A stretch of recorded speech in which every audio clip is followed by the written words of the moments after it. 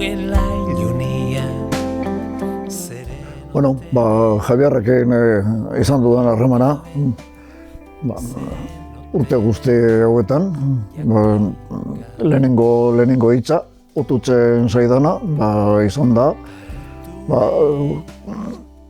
kontu, zerbait handia, izan da, bat egitea, gure leku batean, leku berean, da leku hori, esango nuke, poema dela, ezta? Poema leku bat bezala.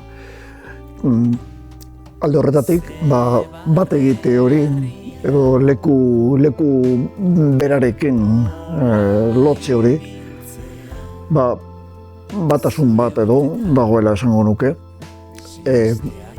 elkarrekin egokitze bat egite bat, hor barruan. Hori alde batetik, eta hori hitz batekin esango nuke bitxia dela.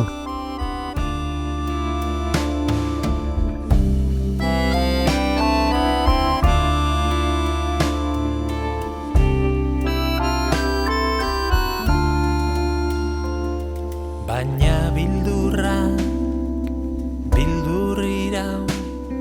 eta azkenia.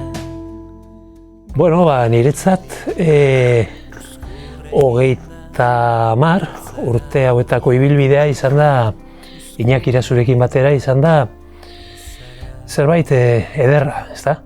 Ederra hor nire kasuan izan da halako presentzia bat, ailegatzen zen momentua halako batean, eta Javier, baditut letrak, baditut hitz batzuk, eta elkartuko gara, eta elkartzen ginen, beti ere ekartzen zuen bere materiala, egiten genuen halako irakurketa bat, azalpen batzuk eta ematen zituen Iñakik, eta gero nire kasa, etxean egiten nuen aukeraketa, eta hola urteak pasala joan dira biltzen, eta momentu enten esan dezakegu 32 kantu ditugula, Iñaki eta biok batera, publikatuak eta kaleratuak izan direnak eta jendeak ezagutzen dituenak.